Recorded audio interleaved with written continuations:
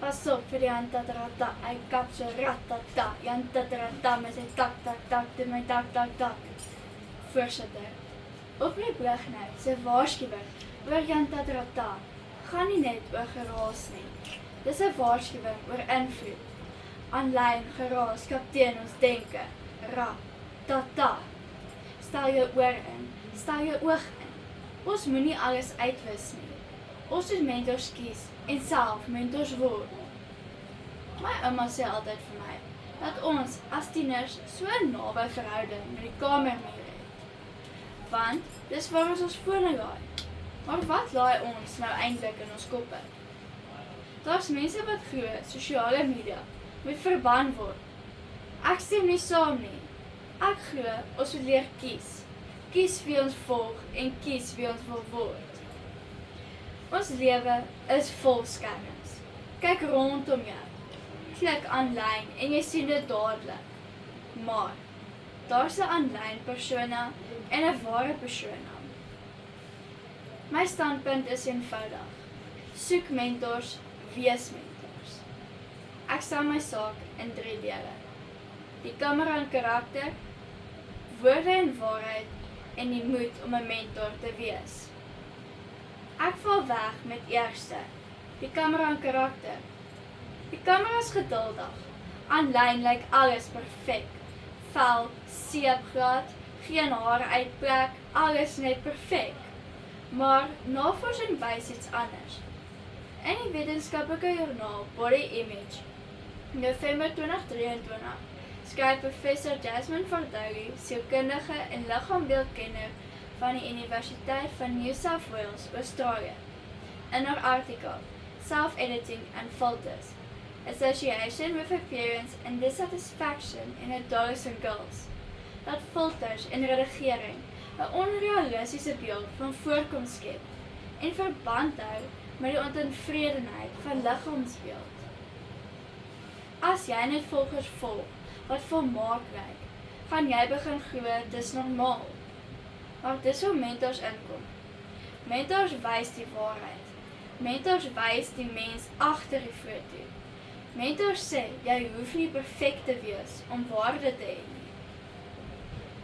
Ons het aanlyn rolmodelle nodig wat eerlik kan wees en jy kan een van daai rolmodelle wees.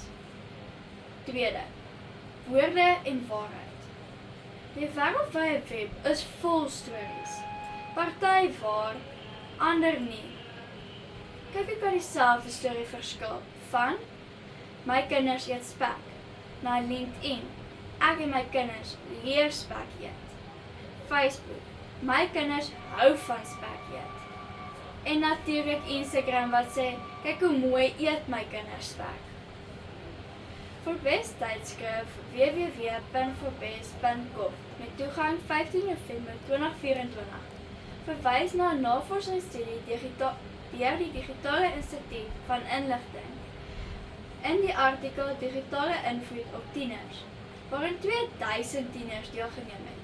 En die meerderheid glo dat sosiale media 'n groot impak op hul besluite en hul selfbeeld het.